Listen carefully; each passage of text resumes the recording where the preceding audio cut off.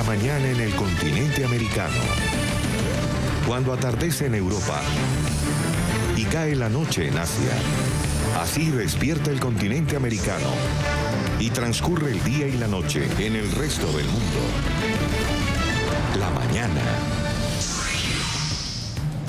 Francia ha sido nuevamente blanco del terrorismo. Este jueves un hombre asesinó a su madre y a su hermana con un cuchillo en un suburbio cerca de París. Según las autoridades, el atacante hirió a varias personas que estaban en la calle y luego se refugió en una vivienda. Minutos después salió de la residencia y gritó: "Alá es grande". Fue abatido por la policía. A través de la red social Telegram, el autodenominado Estado Islámico se ha adjudicado este ataque. El hecho se registra un día después de que ISIS difundiera un mensaje de su líder, Abu Bakr al-Baghdadi. En el audio, este hombre ha hecho un llamado a sus seguidores a continuar con los atentados.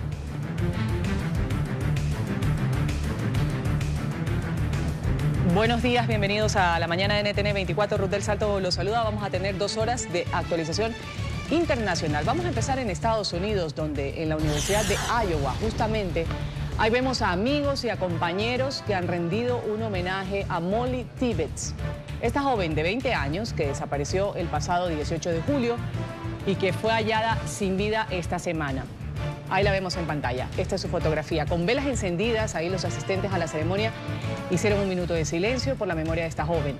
El principal sospechoso del crimen es un hombre indocumentado de origen mexicano, quien compareció este miércoles por primera vez ante la corte.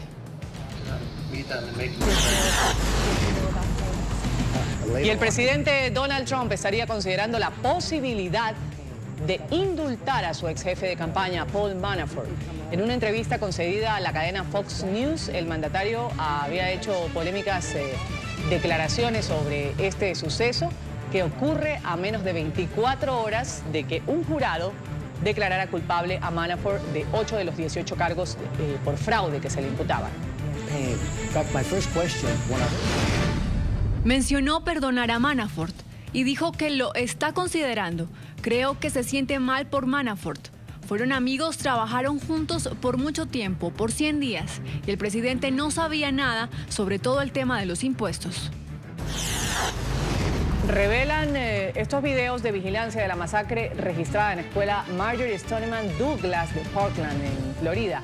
Un hecho registrado el pasado 14 de febrero en el que murieron 17 personas. En algunas de estas imágenes dadas a conocer por medios de comunicación, ahí se observa el momento en el que policías ingresan a esta escuela secundaria. Tras una decisión de la Corte Suprema de Florida, la oficina del alguacil del condado, Broward, ha hecho públicas estas grabaciones. El huracán Lane continúa dirigiéndose a Hawái como la peor tormenta que ha amenazado la isla en los últimos 25 años. Según el Servicio de Meteorología Nacional, los peligrosos vientos de Lane, clasificados como categoría 4, podrían golpear a Maui en la tarde de hoy. Las autoridades instaron a cerrar las escuelas, también negocios y oficinas gubernamentales. Invitaron a los residentes a prepararse para lo peor.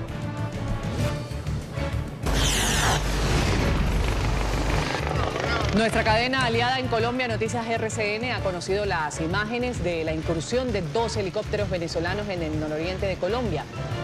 El video grabado por pobladores muestra el sobrevuelo de las aeronaves de la Guardia Nacional venezolana.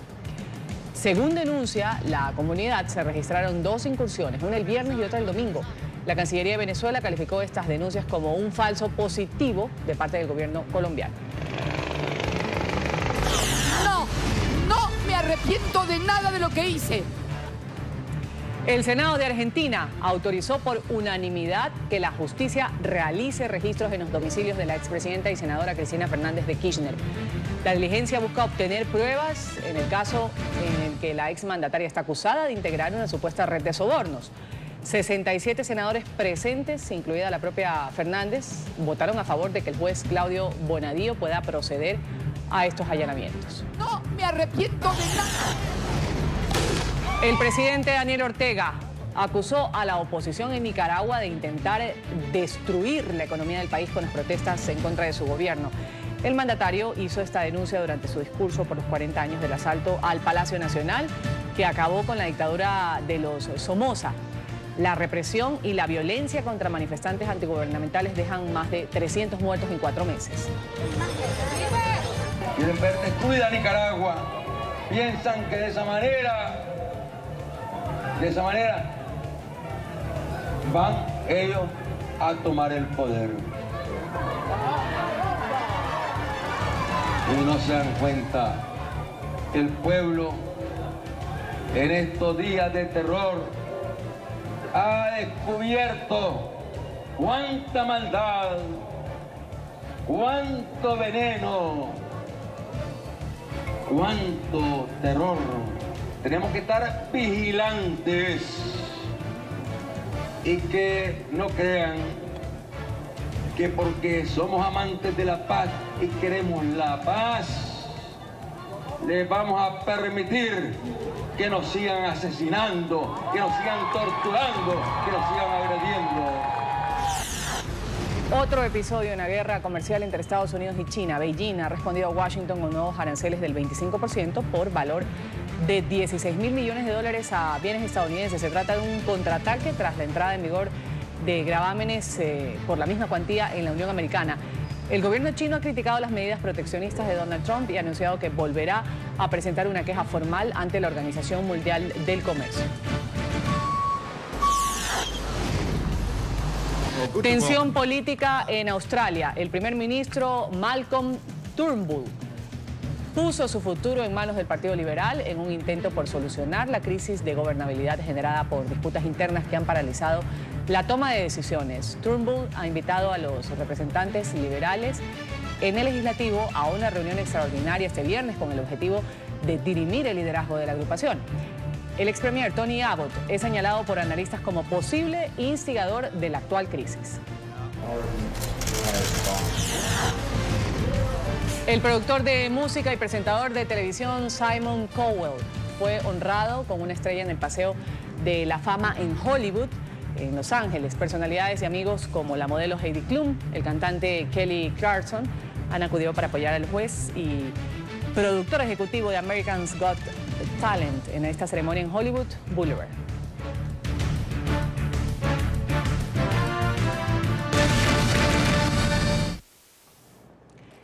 La diversidad se apuntó a una victoria en las elecciones primarias que realizaron los partidos políticos en 4 estados en Estados Unidos.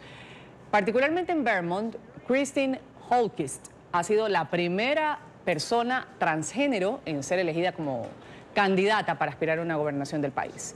Christine, de 62 años, busca conquistar al electorado de su estado con una propuesta inclusiva. Ella quiere, entre otras cosas, fomentar la igualdad y el respeto en la región, sobre todo apoyar a los más necesitados. El próximo 6 de noviembre tendrá que enfrentarse al republicano Phil Scott, quien ya ocupa la gobernación de Vermont desde el 2016. Christine Holquist, de 62 años, ganó la nominación como candidata del Partido Demócrata a la gobernación del estado de Vermont. Está un paso más cerca de convertirse en la primera gobernadora transgénero de Estados Unidos. Holquist obtuvo el 48,1% de los votos en estas atípicas primarias en las que se enfrentaba a otros 3 demócratas. Aunque esta primera victoria representa un logro para la comunidad LGBTI en la Unión Americana, la aspirante aclara que su programa de trabajo pretende beneficiar a todos los ciudadanos del estado. Quiere fomentar la igualdad. Sin embargo, Holquist aún enfrenta una batalla cuesta arriba de cara a las elecciones generales, ya que se enfrentará el próximo 6 de noviembre al republicano Phil Scott, quien ya ocupa la gobernación de Vermont desde el año 2016. La mujer inició su transición de género mientras dirigía la compañía eléctrica Vermont Electricity Co., varios años antes de lanzar su candidatura a gobernadora. Christine tomó la decisión después de años de mantenerlo oculto, de transformarse en su verdadero yo, una mujer transgénero convirtiéndose en la primera líder empresarial del país en hacer la transición mientras estaba en el cargo.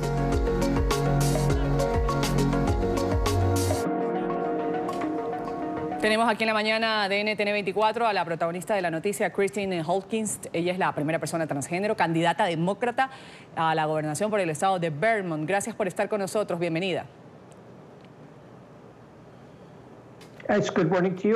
Buenos días a ustedes, gracias por invitarme. Hablemos de los desafíos. Seguramente, Christine, hay muchos que probablemente usted va a tener a lo largo de su carrera, pero mencionemos estos que tuvo que enfrentar en primera instancia para ganar la candidatura demócrata en las elecciones primarias. ¿Cuáles fueron?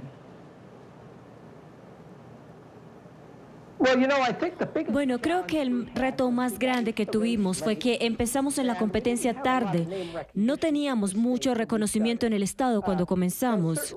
Así que ciertamente obtener el apoyo de todos los votantes fue un gran reto, pero obviamente lo hicimos exitosamente.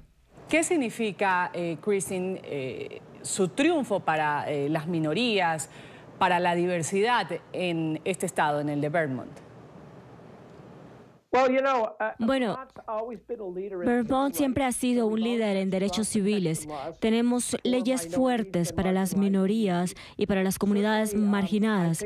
Ciertamente creo que este es un testimonio del hecho de que el estado de Vermont ve por encima del género, porque tuvimos una gran mayoría de los votos, pero hay más trabajo que podemos hacer y haremos esa parte en términos de medir cómo se puede incluir en las escuelas, en la policía, en el empleo y cómo incluir a las comunidades marginadas. Hablando de esta inclusión que usted ha mencionado, quisiera que me dé su apreciación sobre el respeto por las libertades individuales, también por los derechos de estas minorías en la sociedad, ahora bajo el gobierno del presidente Trump.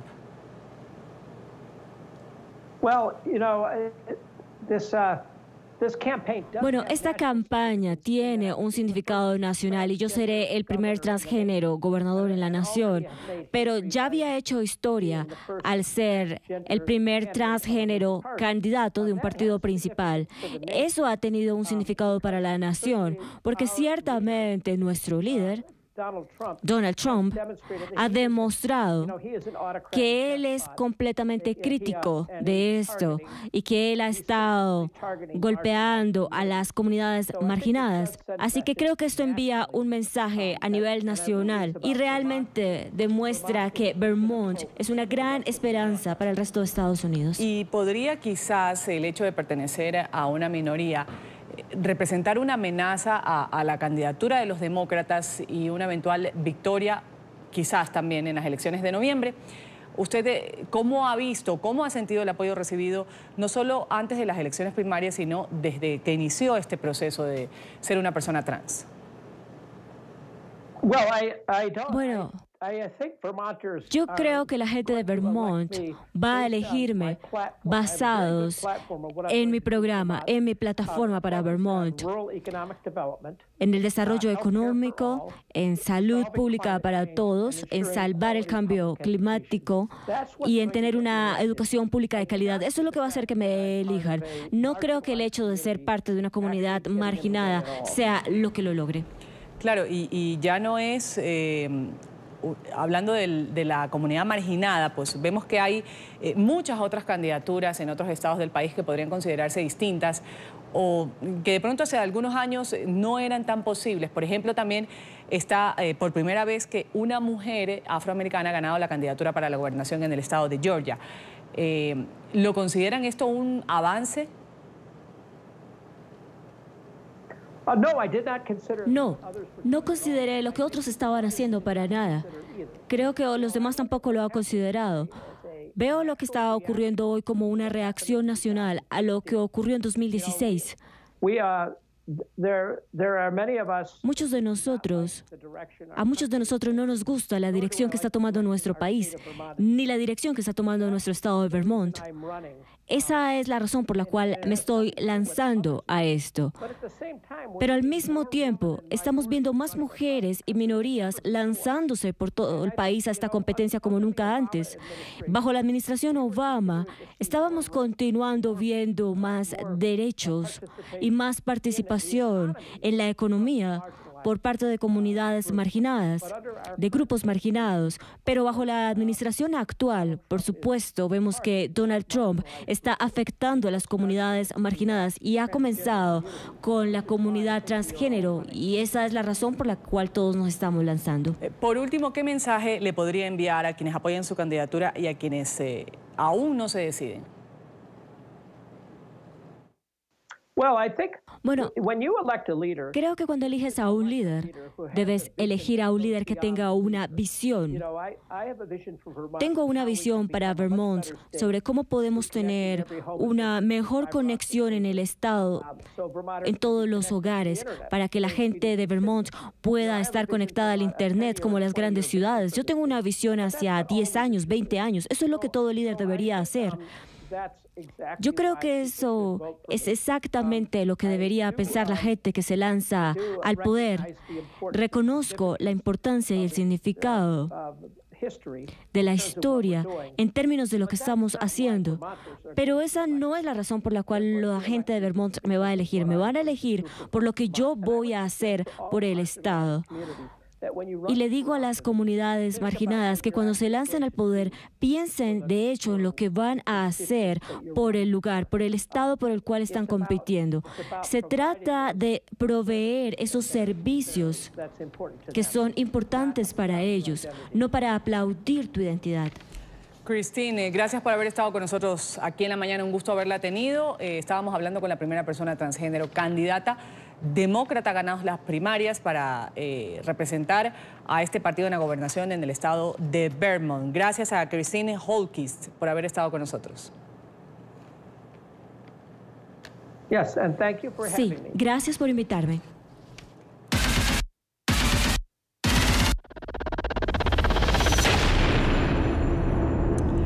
Hablamos ahora de la indignación que hay en Nicaragua por un caso de abuso de poder de agentes de la policía a un menor de 14 años de edad.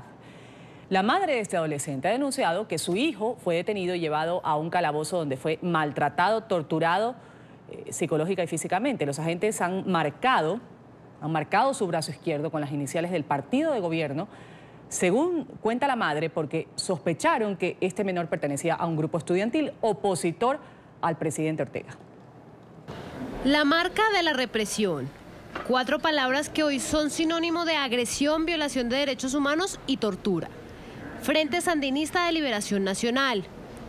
Indignación es lo que hoy sienten los ciudadanos tras conocer el caso de este menor de 14 años que la tarde del martes, cuando se dirigía a su colegio en un barrio de Managua, fue detenido por un grupo de agentes de la Dirección de Operaciones Especiales de la policía. Según el adolescente, los efectivos lo confundieron con un miembro de las organizaciones estudiantiles opositoras al presidente Daniel Ortega. Iba a clase al colegio Salvador Mendieta cuando la policía estaba en el distrito 5, una patrulla de la DOE, y me agarraron el brazo y me metieron en una caseta donde les pasan comida a los presos y me dijeron, esto le pasa a los sapos, y me rayaron toda la mano con marcas de FSLN. Golpes, insultos y amenazas le gritaron mientras lo tuvieron en el calabozo, pero la advertencia fue más allá. Que cualquier cosa no iban a buscar para matarnos. Fue liberado y temeroso regresó a su hogar.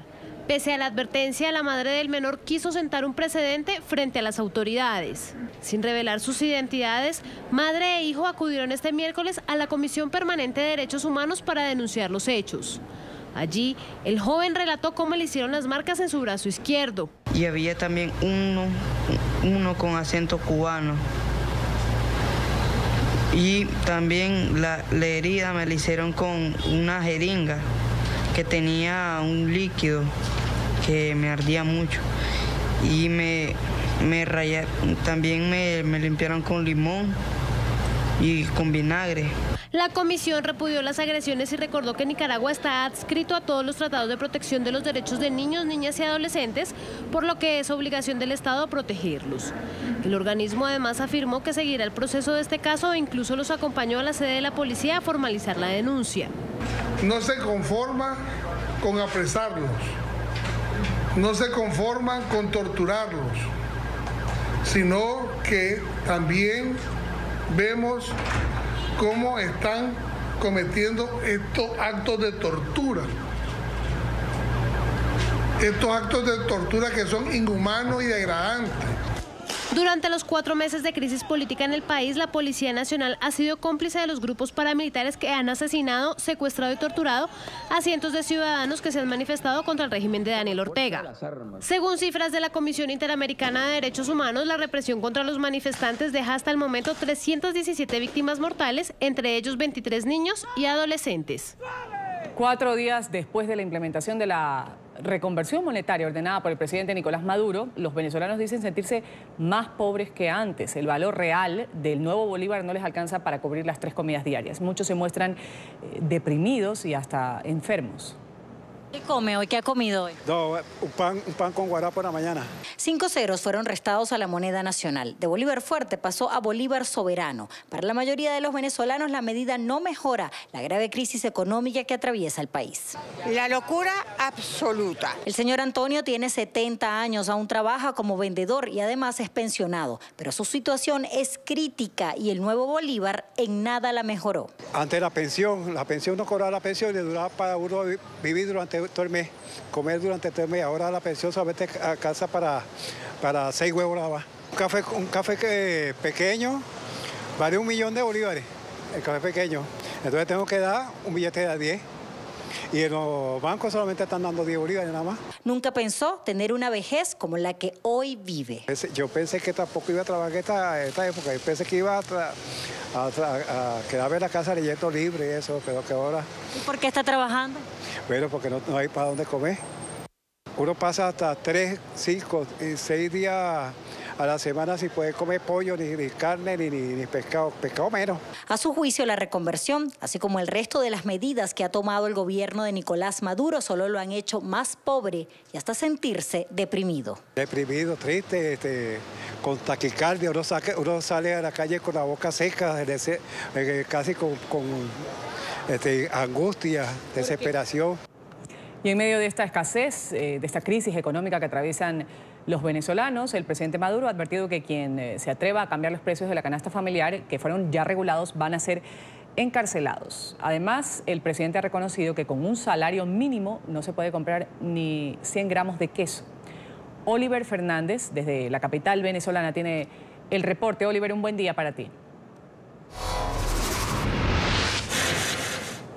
Un buen día para ti también, Ruth. Un placer saludarte desde Caracas. El presidente de la República, Nicolás Maduro, se reunió con los representantes de los sindicatos en el Palacio de Miraflores. Desde allí advirtió a los comerciantes que no respeten la regulación de 25 artículos, reguló los precios de 25 artículos de la canasta básica. A los comerciantes que supuestamente no respeten estos artículos y especulen, les enviará el SEBIN. Incluso invitó a los venezolanos a que sirvan de supervisores para, de alguna manera, estar en cada uno de estos negocios y denunciar a estos comerciantes. También reconoció que con el antiguo sueldo mínimo no se podía ni siquiera comprar 100 gramos de queso. Esto lo dijo anoche, luego de reunirse con los sindicatos en Venezuela. Escuchemos.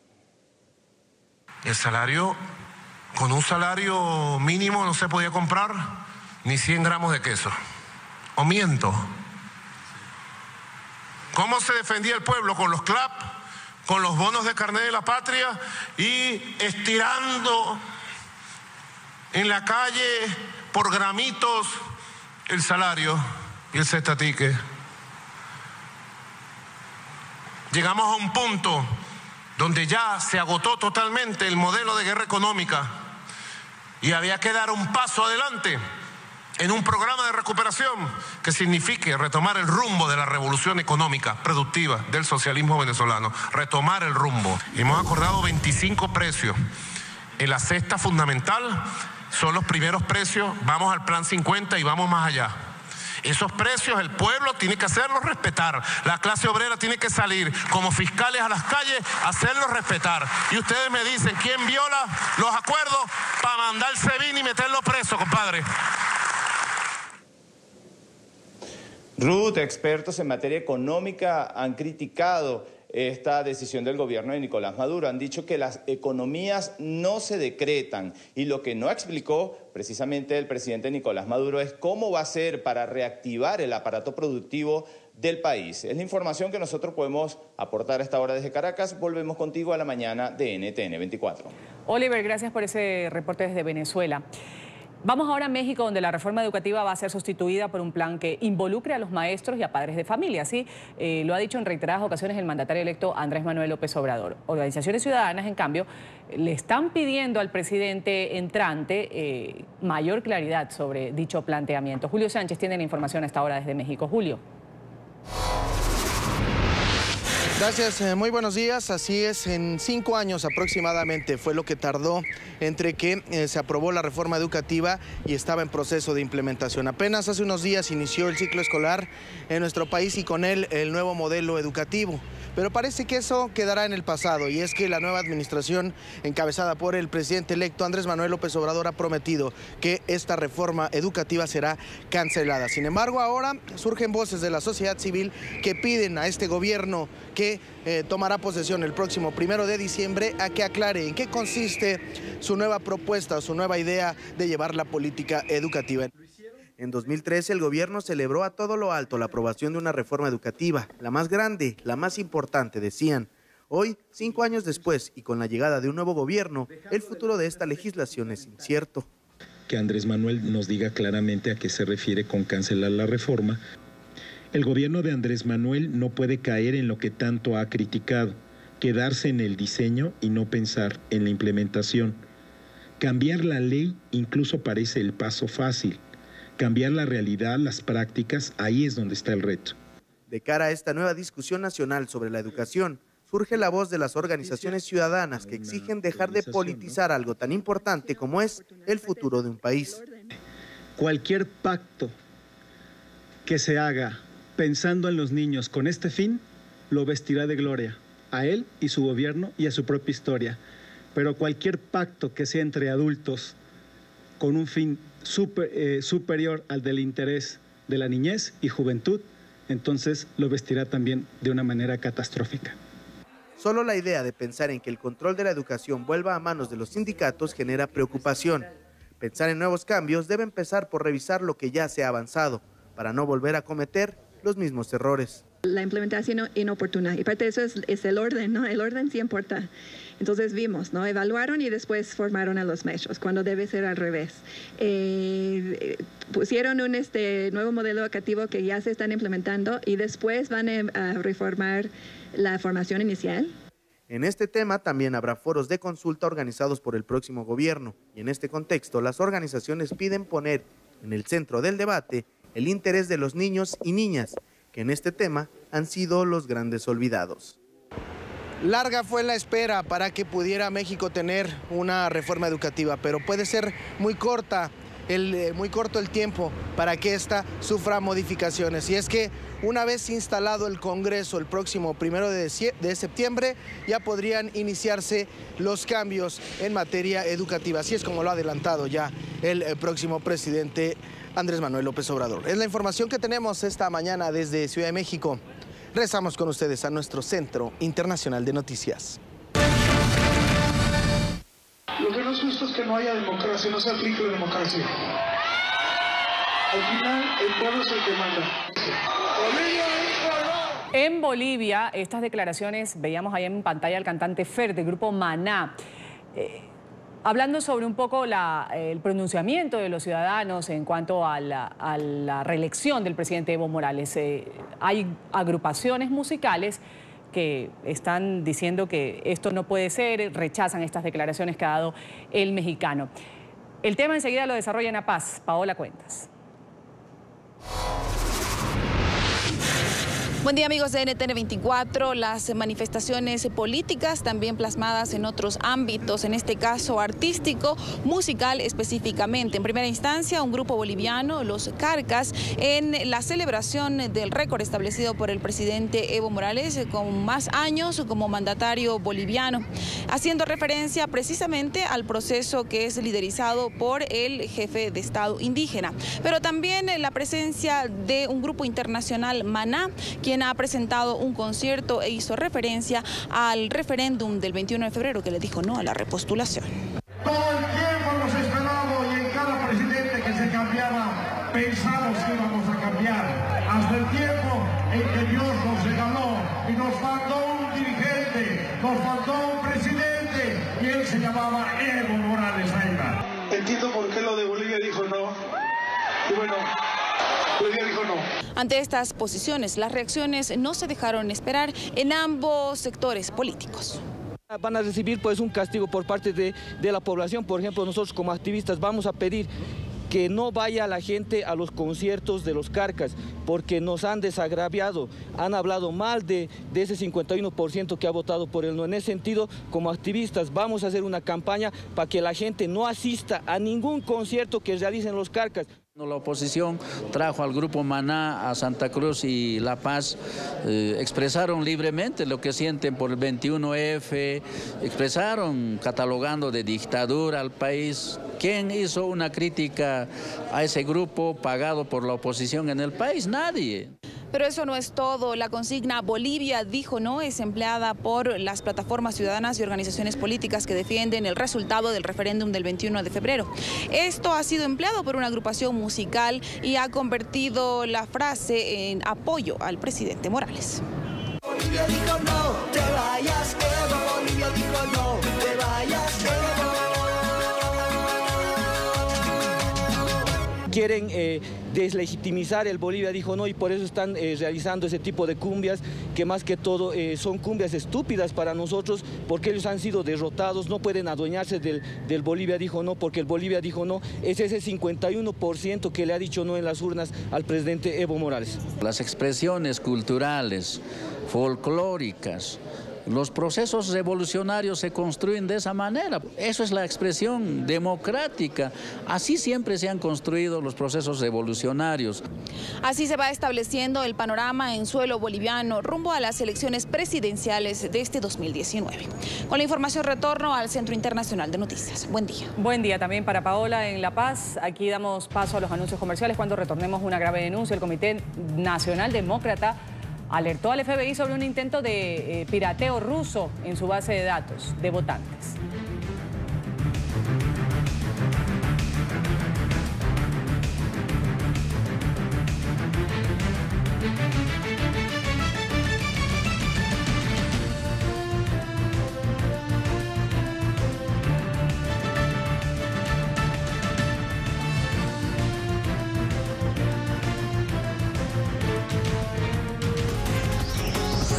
Ya regresamos con La Mañana.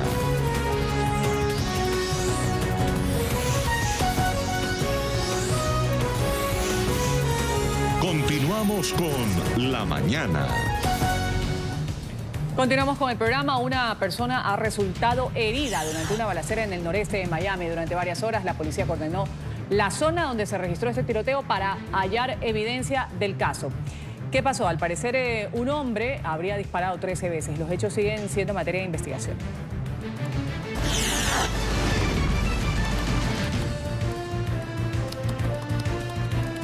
Este hombre de 55 años, identificado como Douglas Haig, ha sido acusado de fabricar y vender sin licencia un tipo de munición a Stephen Paddock, el autor de la masacre que ocurrió en Las Vegas en octubre del 2017, que dejó 58 muertos. Una corte federal lo halló responsable de producir munición a partir de cartuchos usados en varios estados del país. Aunque todavía no hay evidencias de los proyectiles, evidencias de que estuvieran en la escena del crimen, sus huellas dactilares fueron encontradas en las municiones no usadas dentro de la habitación de Paddock. Por su parte, el acusado se declaró inocente de estas imputaciones en su contra. Estamos invitando a todos para que nos puedan acompañar en este mes de noviembre. La Corte Suprema de Justicia de Guatemala ha decidido dar trámite a la solicitud de desafuero contra el presidente Jimmy Morales por la el posible cometimiento de un delito de financiación electoral ilícita. El expediente va a ser remitido al Congreso. Ahí se debe analizar y votar la solicitud.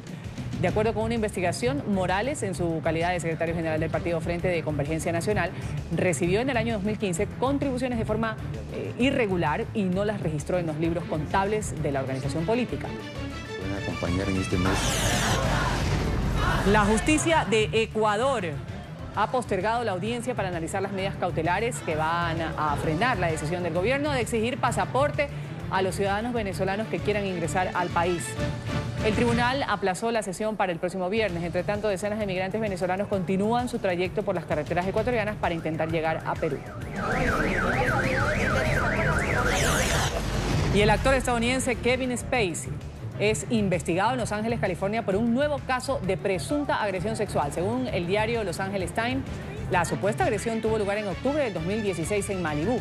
Las autoridades ya tenían en la mira al actor por otro incidente similar que presuntamente ocurrió en octubre del 92 en West Hollywood. El ex protagonista de la famosa serie House of Cards es investigado por al menos 6 casos más de agresión sexual en el Reino Unido.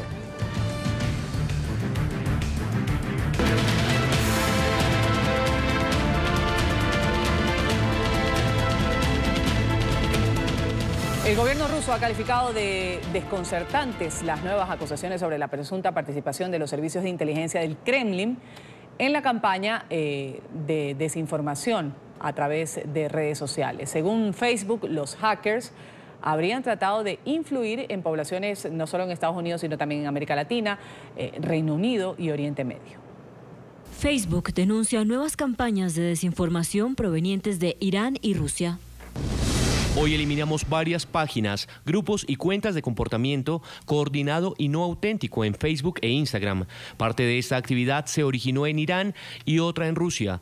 Estas son campañas distintas y no hemos identificado ningún vínculo o coordinación entre ellas. Sin embargo, utilizaron tácticas similares al crear redes de cuentas para engañar a otros sobre quiénes eran y qué estaban haciendo.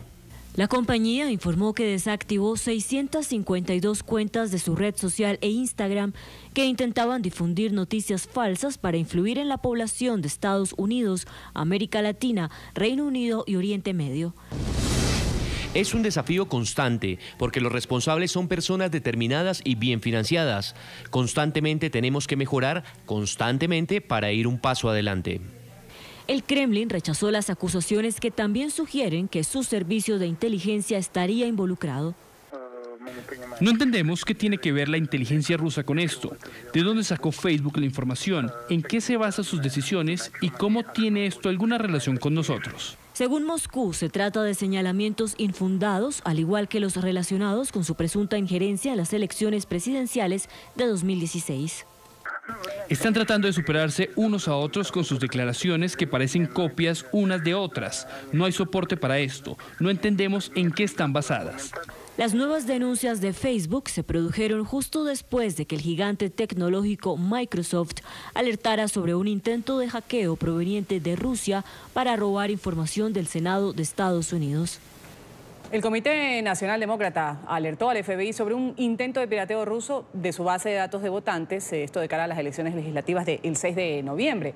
El Comité Demócrata ha advertido que este movimiento demuestra que los adversarios todavía están decididos a tratar de interferir en este proceso electoral. Enseguida Emiliana Molina tiene el reporte desde Washington. Emiliana. Buenos días. Según un miembro del Partido Demócrata que prefirió permanecer en el anonimato, aseguró que autores del ataque actualmente desconocidos crearon una página de inicio de sesión falsa con la misma apariencia que la de su web, con el objetivo de recopilar nombres de usuario y contraseñas. El DNC fue notificada de esta injerencia recientemente por una empresa de seguridad cibernética y un proveedor de servicios en la nube, y posteriormente fue capaz de frustrar el ataque y denunciarlo al FBI. Los demócratas consideran que estas amenazas son graves y recalcaron que es importante que la administración del presidente estadounidense Donald Trump tome medidas más agresivas para así proteger los sistemas de votación del Partido Demócrata. Este partido ya denunció en abril a Rusia y al equipo de campaña del presidente Trump, alegando que conspiraron para ayudar al magnate republicano a ganar las elecciones presidenciales del 2016. Esto a través de pirateo de computadoras de su organización y el robo de decenas de miles de mensajes electrónicos y documentos. Este ataque llega después de que en las últimas horas Microsoft y Facebook hayan bloqueado y suspendido páginas web y cuentas en sus plataformas que iniciaron campañas de desinformación para desestabilizar esos comicios, que renovarán los 435 escaños de la Cámara de Representantes y un tercio de los 100 puestos en el Senado. Desde Washington, Emiliana Molina, regreso al Centro Internacional de Noticias. Gracias, Emiliana. La ciudad de Los Ángeles ha entablado una nueva demanda contra la administración del presidente Trump. Argumenta el fiscal a cargo que el gobierno federal no ha dado los recursos que corresponden al Estado por no apoyar las medidas antimigrantes de Washington. Ya nuestro periodista Mauricio Cárdenas tiene el reporte desde California. Mauricio. Muy buenos días para todos ustedes. Esta es ya la segunda demanda que la ciudad de Los Ángeles entabla contra el gobierno federal encabezado por el presidente Donald Trump por temas parecidos que tienen que ver con la retaliación que ha hecho la administración de la Casa Blanca a ciudades como Los Ángeles que no han cumplido sus políticas migratorias. Hay que recordar que Los Ángeles es una ciudad santuario que protege a los inmigrantes indocumentados. Pues bien, a raíz de esto, un dinero, cerca de $1 millón, que le correspondía a la ciudad de Los Ángeles para combatir las pandillas en la ciudad, no han sido entregado todavía a la ciudad porque no cumple estos requisitos migratorios en la aplicación para recibir estos fondos federales. Esto respecto al año pasado, pero igual va a suceder en el 2018. Esto nos dijo el fiscal de la ciudad angelina. La administración de Trump ha estado intentando decortar los recursos porque no hemos cooperado ni participado en hacer cumplir las leyes de su política migratoria. Ahora, nuestra oficina está luchando contra eso porque para nosotros es crucial proteger a la población en Los Ángeles. Así que la administración está diciendo que los inmigrantes están produciendo más crimen, pero de hecho nosotros no vemos ni siquiera un incremento de los crímenes aquí, sino que de hecho están bajando los porcentajes. La administración está equivocada en estas políticas, está equivocada en imponer estas condiciones porque están intentando socavar las políticas locales. Ya una corte federal falló una de estas demandas a favor de la ciudad de Los Ángeles diciendo que el gobierno federal no puede ordenarle a una municipalidad como Los Ángeles su manejo de las leyes migratorias. Desde Los Ángeles, Mauricio Cárdenas para NTN 24. Mauricio, gracias. Herbalife, la multinacional de productos de nutrición, podría enfrentar una multitudinaria y millonaria querella por parte de sus distribuidores. La empresa ha sido demandada en Florida debido a las supuestas falsas promesas que realiza a sus trabajadores. Vamos inmediatamente con el tema con Paola Serna. Paola. Hola, ¿qué tal? Muy buenos días. Patricia y Jeff Rogers, una pareja residente de la ciudad de Hallandale, en Florida, han decidido demandar a la compañía multinivel Herbalife, asegurando que aunque hicieron todo lo que la compañía había dicho para garantizar que serían personas ricas y exitosas, pues resultaron simplemente perdiendo cerca de $100,000, incluyendo $20,000 que hicieron en viajes para entrenarse en diferentes ciudades. Esta pareja dice que decide realizar esta demanda porque siguieron paso a paso las instrucciones, reclutaron más vendedores, vendían los productos alimenticios y de salud que promociona la empresa Herbalife. Sin embargo, no consiguieron el éxito que afirmaba tendrían si seguían cada uno de estos pasos y terminaron perdiendo más dinero.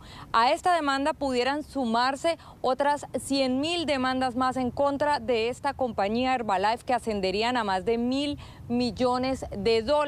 Han dicho también que en otras ocasiones ya han logrado acuerdos significativos con demandas similares, en esta ocasión por el sistema que utiliza la compañía de ventas, que ellos aseguran es multinivel, y habrían hecho denuncias básicamente en que la compañía se centra más en conseguir otras personas para que vendan los productos que en los productos en sí, y esto pudiera ser considerado un esquema de pirámide. Sin embargo, en otras demandas han logrado acuerdos con los demandantes. Falta ver qué ocurre en esta ocasión con la empresa basada en la ciudad de Los Ángeles, que también estaría interesada en que esta demanda se traslade hacia la ciudad de Los Ángeles. Les comento que Herbalife cuenta, según su página web, con 8.300 empleados.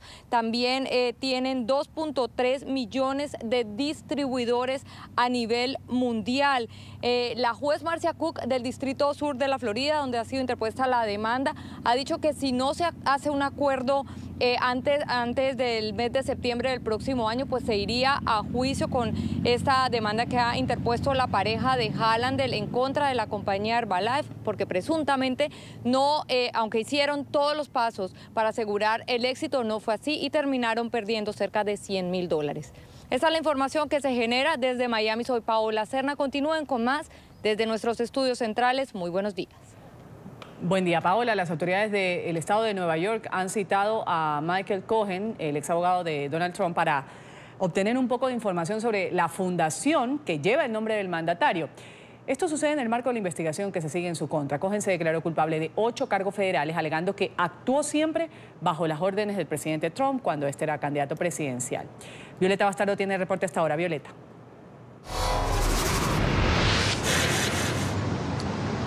Muy buenos días. En efecto, las autoridades entablaron una demanda en contra de Trump y también de sus hijos por alegadamente no estar utilizando la fundación de forma adecuada. Más bien se están lucrando para hacer negocios y pagar gastos personales. En cuanto a esto, el ex abogado Michael Cohen tiene información valiosa según las autoridades y el mismo defensor de Cohen ha dicho que están dispuestos a cooperar. Ahora, como ustedes dijeron, Cohen se declaró culpable de varios cargos, serios cargos que podían llevarlo hasta 3 años en prisión en los Estados Unidos. Estos fueron fraude fiscal y también tributario. Él negoció con la fiscalía para rebajar esta condena y por ende podría seguir cooperando con las autoridades. El gobernador de Nueva York ha dicho que si Trump le ofrece a Cohen un perdón, entonces se estaría silenciando un testigo y que hay que condenar, destituir a Trump de este cargo porque está perjudicando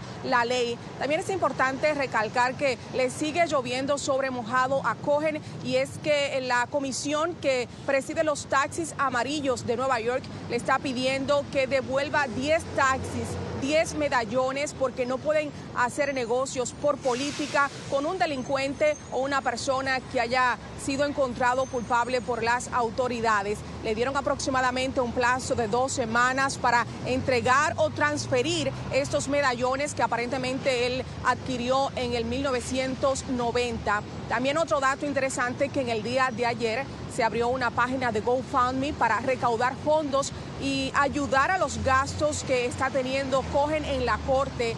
De $500,000 ya excede los $135,000 en esta mañana. Las personas están favoreciendo que él se está desligando de actividades ilícitas del mandatario de los Estados Unidos.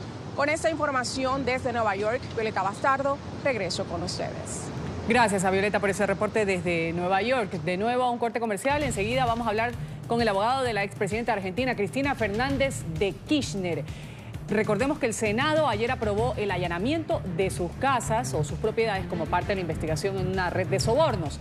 Ya en pocas horas comenzaría este operativo en las propiedades de Cristina Fernández.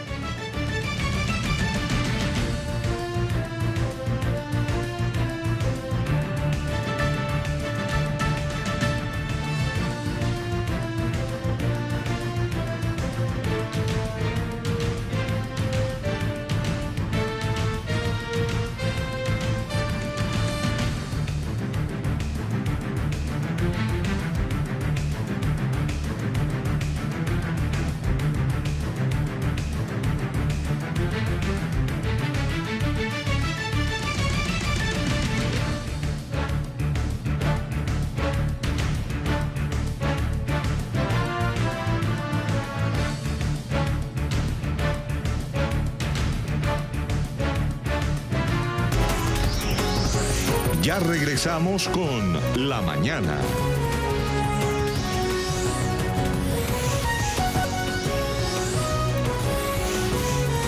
Continuamos con La Mañana. Continuamos con el programa. Francia ha sido nuevamente blanco del terrorismo. El día de hoy un hombre asesinado a su madre, a su hermana, también con un cuchillo en un suburbio cerca de París. Según las autoridades, el atacante hirió a varias personas que estaban en la calle, luego se refugió en una vivienda. Minutos después salió de la residencia gritando "Alá es grande". Fue abatido por la policía a través de redes sociales. El autodenominado Estado Islámico se ha adjudicado este ataque. El hecho se registra un día después de que ISIS difundiera un mensaje de su líder. En este audio, pues el líder hace un llamado a sus seguidores a continuar con los atentados.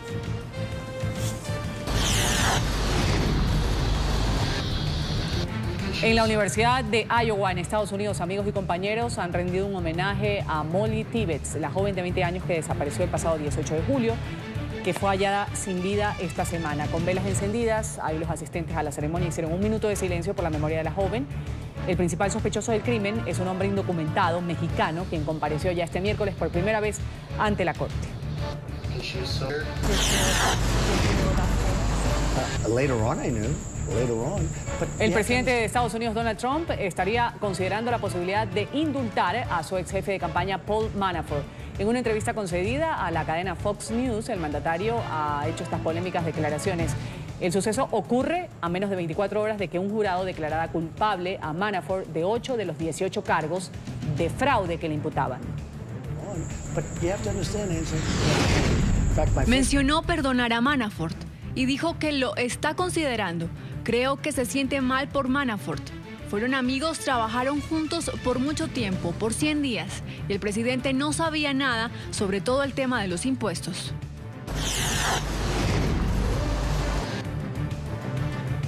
Revelan nuevos videos de vigilancia de la masacre registrada en la escuela Marjory Stoneman Douglas, en Florida.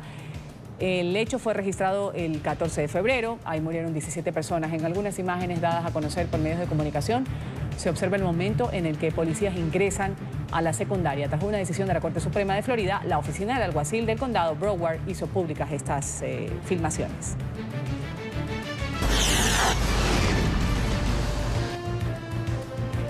El huracán Lane continúa dirigiéndose a Hawái como la peor tormenta que ha amenazado a la isla en los últimos 25 años. Según el Servicio Meteorológico Nacional, los peligrosos vientos del Lane, clasificados como categoría 4, podrían golpear a Maui en la tarde de hoy. Las autoridades ya instaron a cerrar escuelas, negocios, oficinas gubernamentales también, y han hecho un llamado a los residentes para prepararse para lo peor.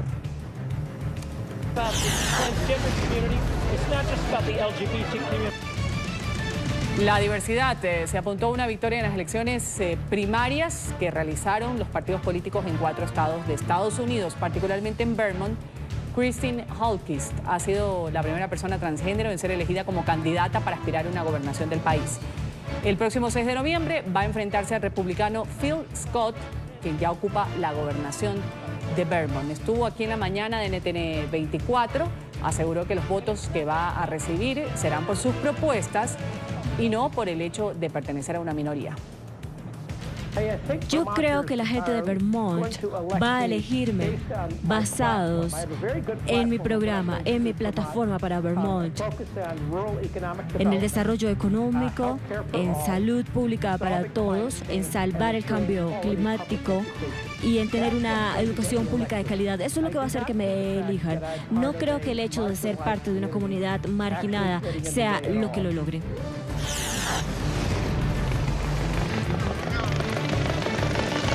Nuestra cadena aliada en Colombia, Noticias RCN, ha conocido las imágenes, las primeras de la incursión de 2 helicópteros venezolanos en el nororiente de Colombia. El video, que fue registrado por los pobladores, muestra el sobrevuelo de las aeronaves de la Guardia Nacional Bolivariana. Según denuncia la comunidad, se registraron 2 incursiones, una el viernes, otra el domingo, y la Cancillería de Venezuela ya se ha pronunciado sobre este hecho, ha calificado de las denuncias como un falso positivo del gobierno de Colombia.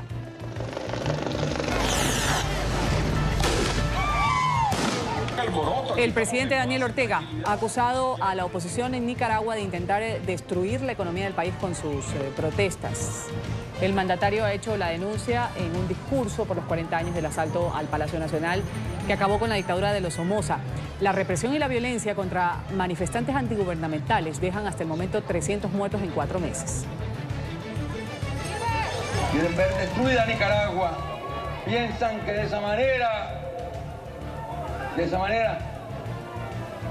van ellos a tomar el poder. Y no se dan cuenta que el pueblo en estos días de terror ha descubierto cuánta maldad, cuánto veneno,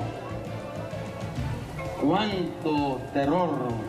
Tenemos que estar vigilantes y que no crean que porque somos amantes de la paz y queremos la paz, les vamos a permitir que nos sigan asesinando, que nos sigan torturando, que nos sigan agrediendo.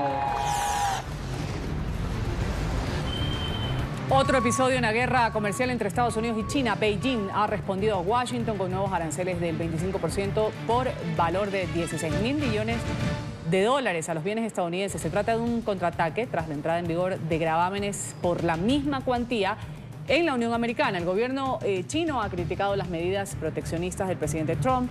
Anunció que va a volver a presentar una queja formal ante la Organización Mundial del Comercio.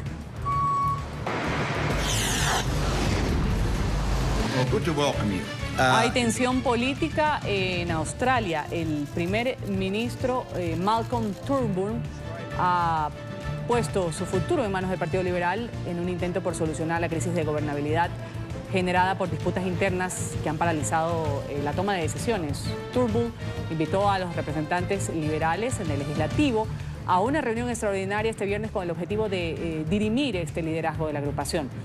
El ex premier Tony Abbott es señalado por analistas como posible instigador de esta crisis.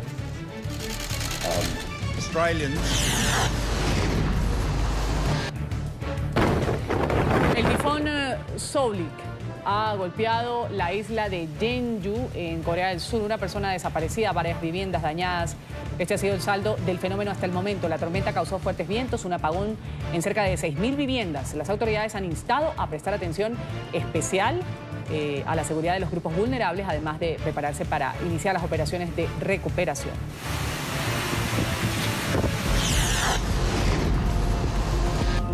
Y un choque entre dos motocicletas sucedió en India. En una de las cámaras de tránsito ha quedado registrado cómo los conductores salen despavoridos, los de una moto, y quedan tendidos en el pavimento, mientras que la otra moto continúa andando fuera de control con una niña de 5 años de edad en el asiento. Tanto la niña como su madre han sobrevivido al accidente de milagro.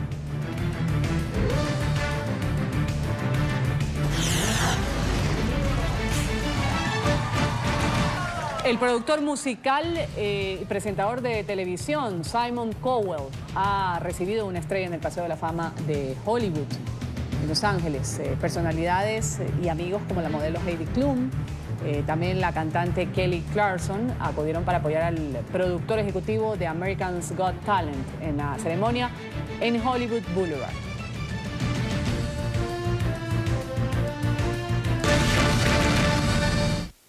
Si creen que con los bonadíos, con los desafueros, me voy a arrepentir, no me arrepiento de nada de lo que hice. Cuadernos de la corrupción. Así ha sido conocida esta investigación por el cobro de sobornos en Argentina contra quien escuchábamos, la expresidenta, ahora senadora Cristina Fernández, y su difunto marido, Néstor Kirchner. El juez Claudio Bonadío ahora tiene ya la autorización del Congreso, que debatió el día de ayer y aprobó por unanimidad este allanamiento a las propiedades de Cristina Fernández de Kirchner. El juez va a realizar este procedimiento en 3 propiedades de la expresidenta. Para el punto 3, 67 votos afirmativos, 0 negativos, 0 abstenciones, unanimidad para el punto 3.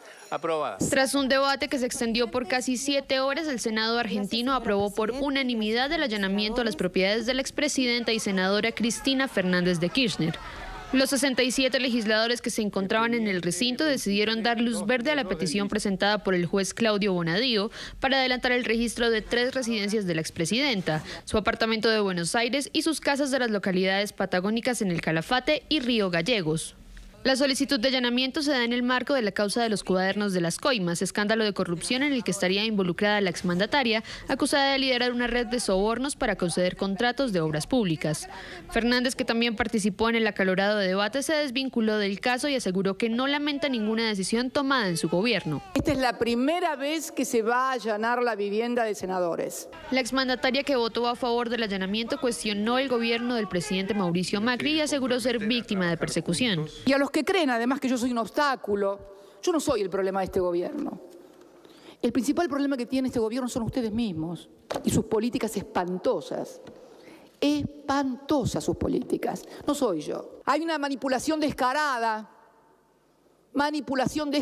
humillante, grosera, de hostigamiento permanente hacia mi persona. La senadora aseguró este martes en una carta que está dispuesta a que se allanen sus domicilios, pero pidió que se prohíba el uso de cámaras y que se permita la presencia de sus abogados y un senador designado por ella. Dichas peticiones podrían ser aprobadas o no por el juez Bonadío. Minutos después de que el Senado autorizara los allanamientos, unos 300 militantes kirchneristas se movilizaron al departamento de la expresidenta en Recoleta. Allí esperan la llegada de Cristina Fernández y el posible inicio de los registros por parte de las autoridades.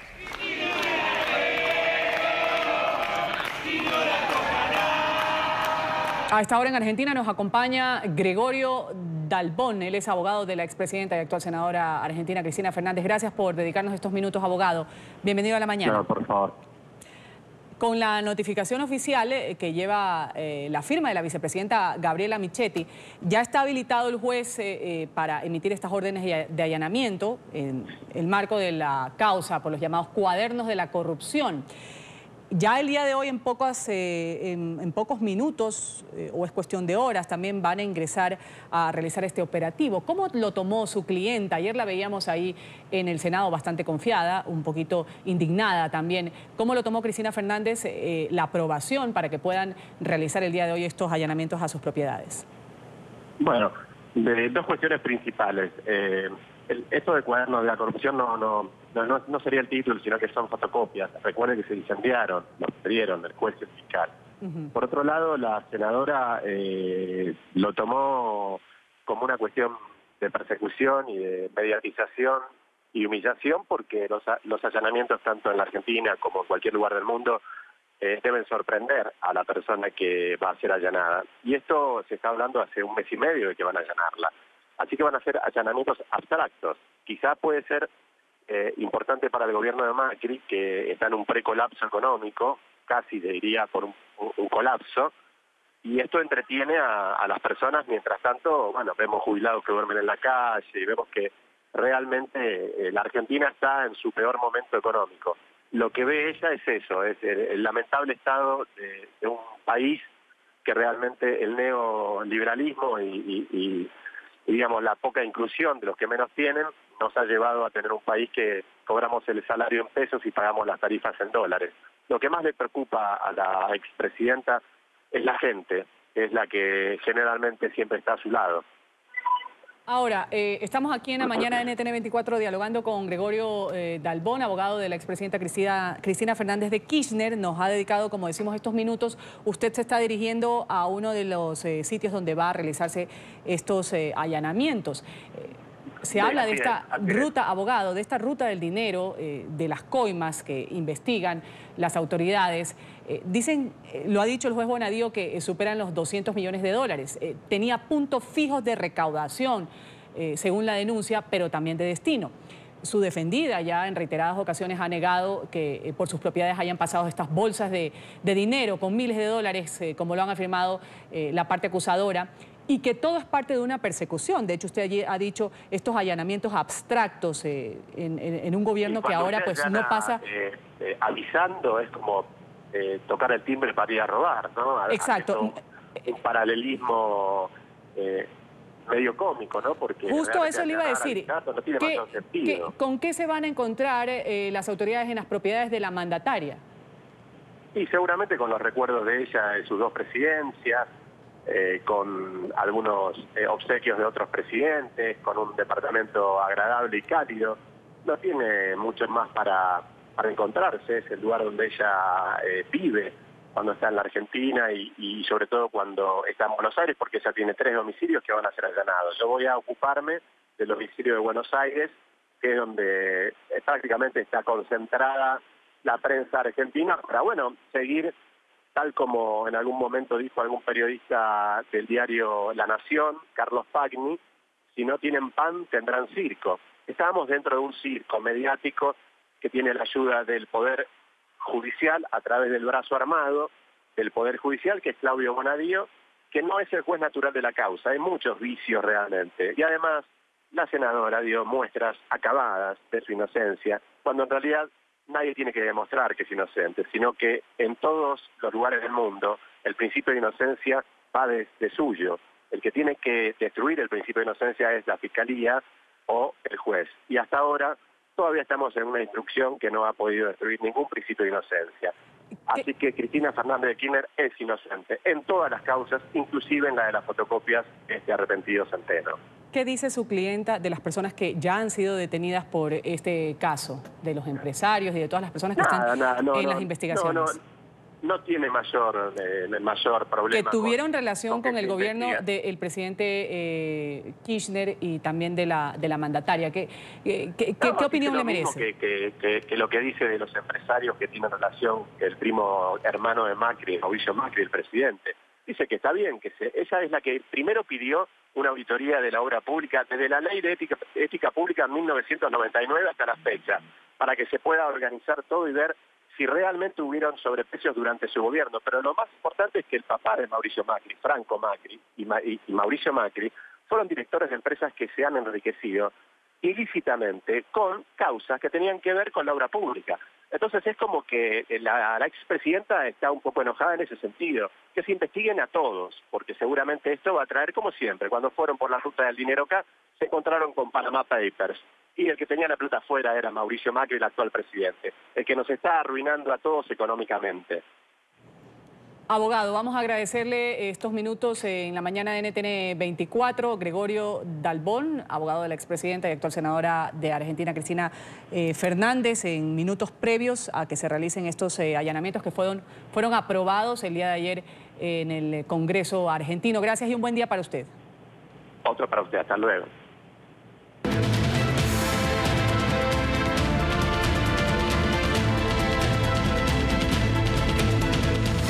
Vamos a ver qué es noticia en Europa a esta hora. Ya nuestros periodistas en Francia, Inglaterra, Alemania y España tienen la agenda informativa sobre lo que acontece en el continente europeo.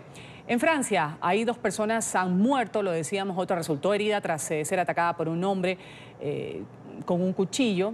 Al grito de Alá es grande, pues procedió a cometer este delito. El agresor fue abatido finalmente. Las autoridades investigan si se trata o no de un acto terrorista. Diana Jayón tiene el reporte desde París. A esta hora, Diana, un buen día.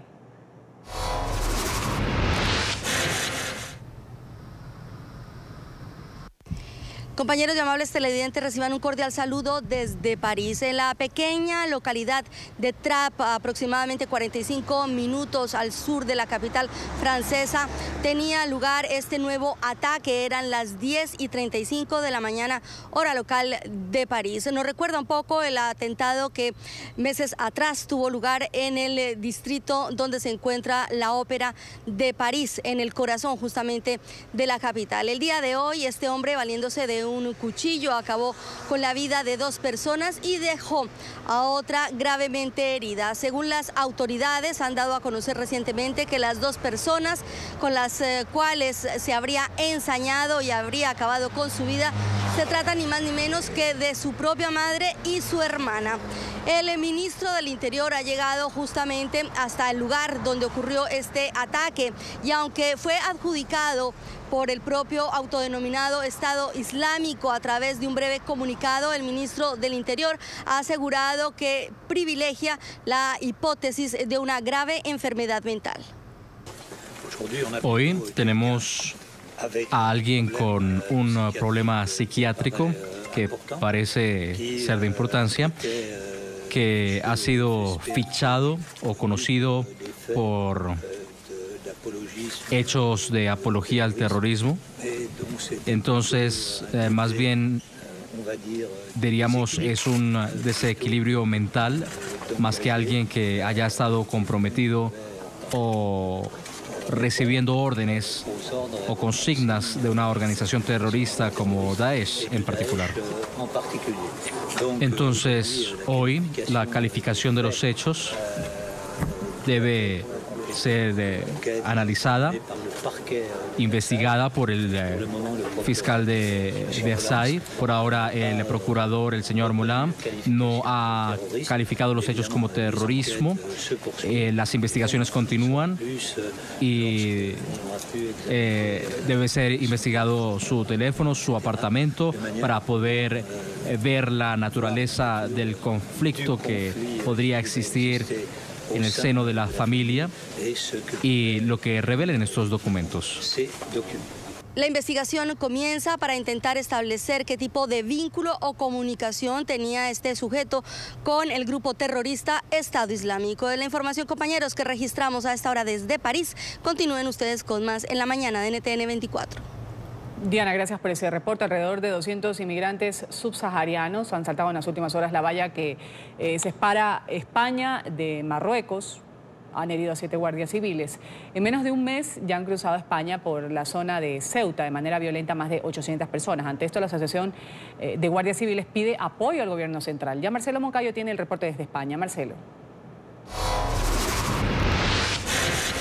Hola, ¿qué tal? Un cordial saludo para ustedes desde Madrid, amigos televidentes de la mañana. En las últimas horas se produjo un nuevo salto a la valla que separa a la ciudad española de Ceuta con Marruecos. Alrededor de 200 inmigrantes subsaharianos saltaron la valla. Para conseguir su propósito, hirieron a 7 guardias civiles lanzándoles cal viva y otros productos que les produjeron quemaduras en su cuerpo. El pasado 26 de julio lograron cruzar la valla más de 600 personas. Por todo esto, desde la Asociación Unificada de Guardias Civiles denuncian la falta de recursos que tienen sus compañeros, situación que pone en peligro sus vidas. Una vez más vemos que este asalto tiene éxito y mientras este tipo de asaltos masivos sigan teniendo éxito, se seguirán produciendo. Lo más importante es, en primer lugar, terminar con las mafias que trafican con seres humanos y los desplazan hasta la valla, y en segundo lugar, dotar a los guardias civiles del material necesario para que puedan frenar estas avalanchas. Las heridas que han recibido los guardias civiles son básicamente son moratones, golpes, algunos han utilizado elementos punzantes y tiene algún pinchazo, pero sobre todo, y lo que nos preocupa, es que se ha vuelto a repetir los mismos hechos que a finales de julio.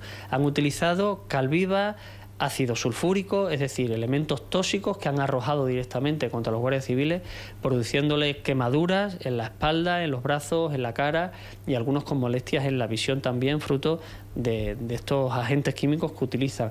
Y esto nos preocupa porque están produciendo lesiones en los guardias civiles y nos tememos algo peor en un futuro. Ya estábamos acostumbrados a que arrojaran otro tipo de sustancias, hablamos sangre, excrementos, que ya de por sí es muy desagradable, porque para ellos ya, una vez que han traspasado la valla, lo único que se interpone es un guardia civil. Luego del salto, los migrantes subsaharianos ya en territorio español corrieron hasta el centro de estancia temporal para buscar refugio. El problema es que este centro continúa colapsado a raíz del salto a la valla del pasado julio. Este es el informe para la mañana. Sigan ustedes con más aquí en NTN 24. Hasta pronto. Marcelo, hasta pronto. Gracias por ese reporte. Y en Londres, ante la posibilidad de que se produzca una salida de Reino Unido de la Unión Europea sin un acuerdo, el ministro para el Brexit ha dado a conocer las primeras recomendaciones para ciudadanos y empresas en caso de un rompimiento abrupto. No obstante, el funcionario se ha mostrado optimista de que el acuerdo entre Londres y Bruselas sí se va a lograr. Juan Carlos Bejarano tiene el reporte desde Londres. Juan Carlos. Hola, ¿qué tal, Ruth? Estimados televidentes de la mañana, 2 de la tarde, 25 minutos en la capital británica. Pues bien, como hemos estado explicando en los últimos días, aquí crece la preocupación en el sentido de que puede ser que Reino Unido salga de la Unión Europea de manera abrupta, un rompimiento total sin ningún tipo de acuerdo. Hasta el momento, lo que se espera es que Reino Unido salga el 29 de marzo del próximo año. Luego habría un periodo de transición de 2 años, pero si no llegan a ningún acuerdo, una salida de este tipo tendría serias implicaciones, por ejemplo, para la traída de alimentos, de medicinas, qué hacer, por ejemplo, con los vuelos, con las importaciones, con las exportaciones, con los ciudadanos europeos que residen en Reino Unido, con los ciudadanos británicos que viven en otros países de la Unión Europea, con las transacciones comerciales o bancarias. Esas son las preocupaciones que hay en la actualidad. Por eso, Dominic Raab, quien es el ministro para el Brexit, pues ha salido hoy y ha mostrado parte de los planes que tiene Reino Unido en caso, poco probable, dice él, de que no se logre un acuerdo. Veamos precisamente lo que ha dicho en el sentido de lo que haría Reino Unido si se produce un Brexit sin acuerdo. Sigo confiando en que conseguir un buen trato es, con diferencia, el resultado más probable. La gran mayoría, aproximadamente el 80% del acuerdo de retirada ya ha sido acordado y estamos avanzando en las cuestiones de separación pendientes. Tenemos el deber como un gobierno responsable de planear para cada eventualidad. Y para hacer esto necesitamos tener una conversación sensata, responsable y realista sobre lo que significa realmente en la práctica una situación en la que no se puede negociar.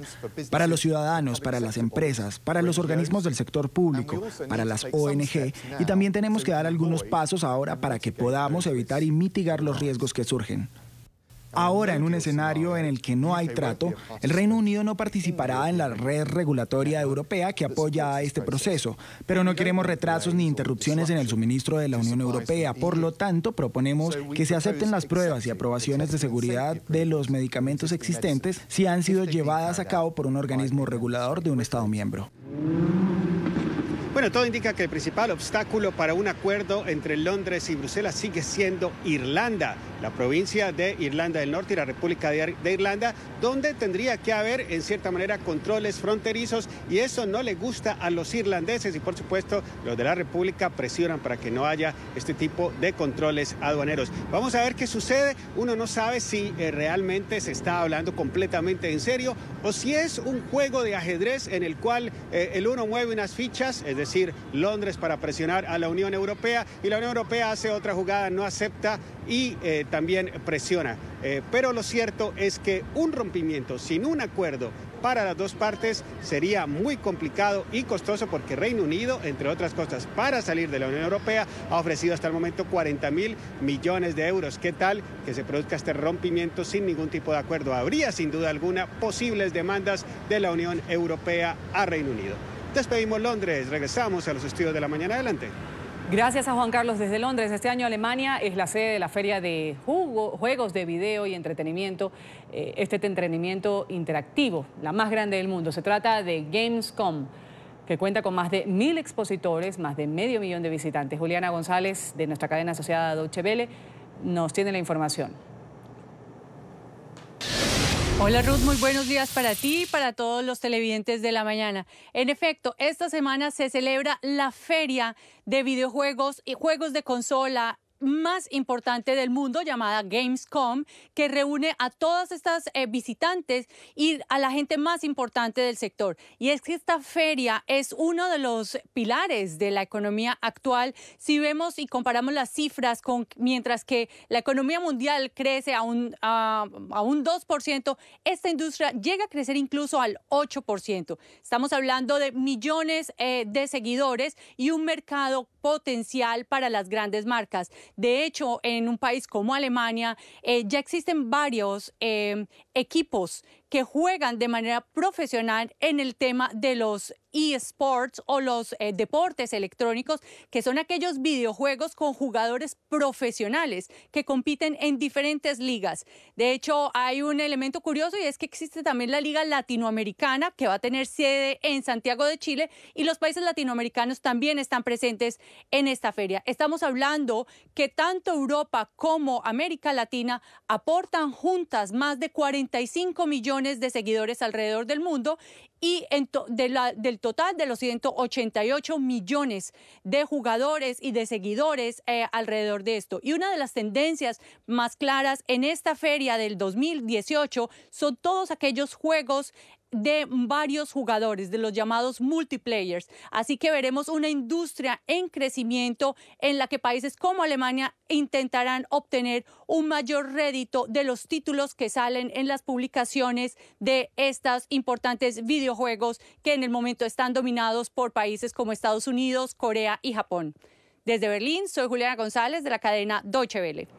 Gracias a Juliana por ese reporte desde Alemania. Vamos a dar paso a los anuncios comerciales en la mañana y enseguida hablamos del choque de poderes que se ha registrado en Chile. Parlamentarios de izquierda presentaron una acusación contra 3 magistrados de la Corte Suprema de Justicia.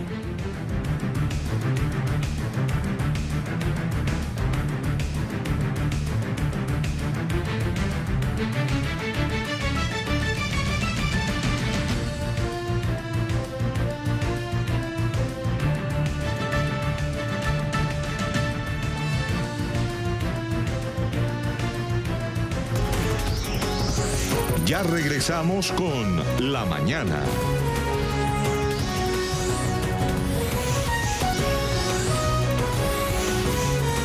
Continuamos. Continuamos con La Mañana. Lo decíamos, choque de poderes en Chile. El parlamentario de la izquierda, el grupo de parlamentarios de la izquierda han presentado una acusación constitucional contra 3 magistrados de la Corte Suprema de Justicia. Concedieron la libertad condicional a varios exmilitares del régimen de Augusto Pinochet condenados por violaciones a los derechos humanos. Los magistrados podrían ser retirados de sus funciones. El tema enseguida en Santiago de Chile con Juan Pablo Monsalve. Juan Pablo.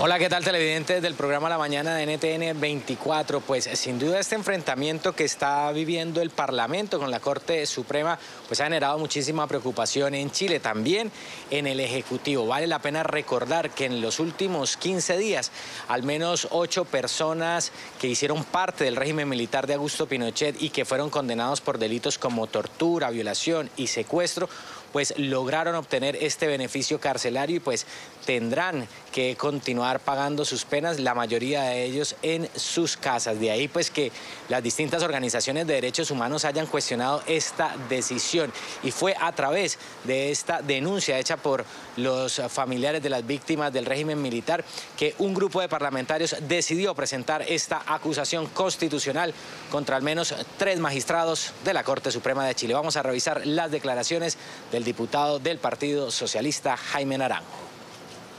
Aquí cuando los jueces de la Corte Suprema señalan que estamos invadiendo otros poderes del Estado o que estamos alterando, afectando el Estado de Derecho, se equivocan absolutamente.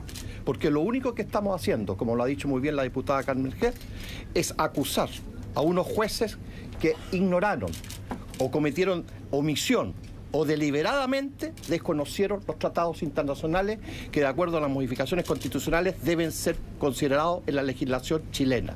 De tal manera que queremos dejar claro, dar una señal muy potente al país, que estas fuerzas políticas no están dispuestas a que se establezca la impunidad en nuestro país. Sin duda esta situación ha generado muchísima tensión en el territorio chileno, incluso se habla ya de una crisis institucional. Sin embargo, desde el propio gobierno del presidente Sebastián Piñera han señalado que los poderes en Chile son totalmente independientes y pues que estos parlamentarios de una u otra forma están utilizando un mecanismo que hace parte del sistema democrático de este país. Sin embargo, pues también han manifestado su preocupación por la decisión de este grupo de congresistas de izquierda de llevar esta acusación constitucional adelante contra el grupo de magistrados. Esta es la información que podemos entregarles a esta hora desde Santiago de Chile. Continúen ustedes con más en el programa La Mañana de NTN 24. Juan Pablo, gracias por ese reporte. Desde Chile, el gobierno de Ecuador ha convocado a 13 cancilleres de América Latina, incluido el de Venezuela, a una reunión para tratar el alto flujo migratorio de venezolanos en la región. Se va a llevar a cabo esta cita en Quito. También han sido invitados funcionarios de la Agencia de Naciones Unidas para los Refugiados, ACNUR. El éxodo venezolano desborda las capacidades de Ecuador. Se estima que más de 600.000 personas ingresaron al país en los últimos meses. De ellos, al menos 200.000 habrían decidido quedarse.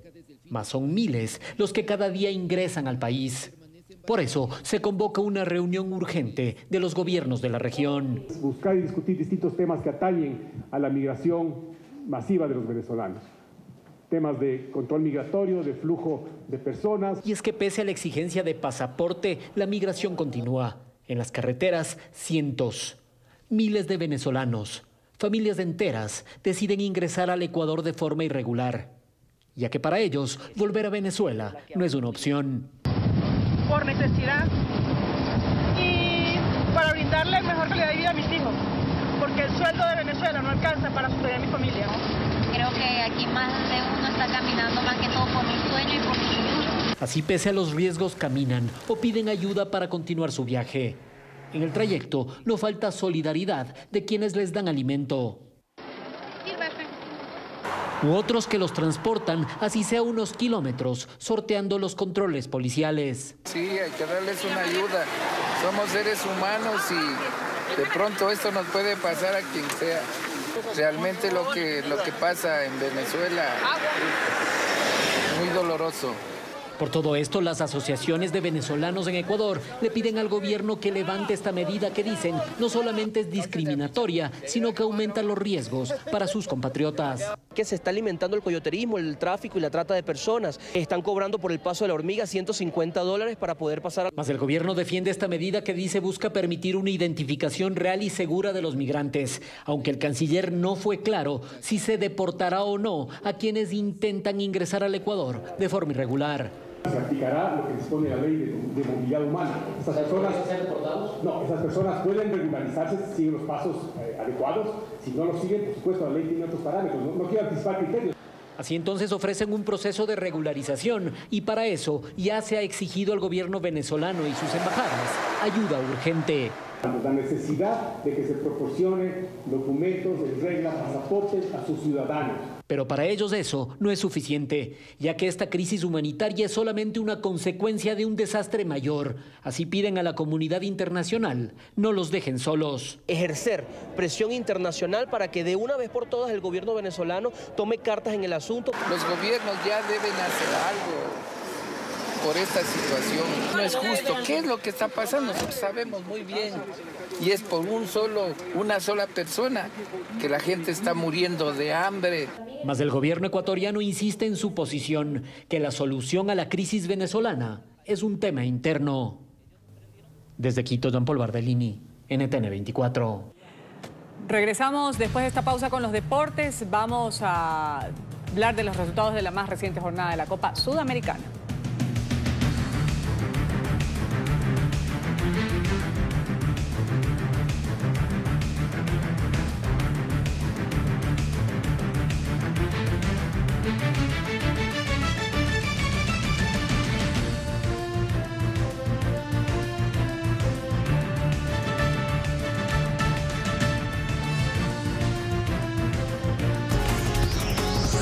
Ya regresamos con La Mañana.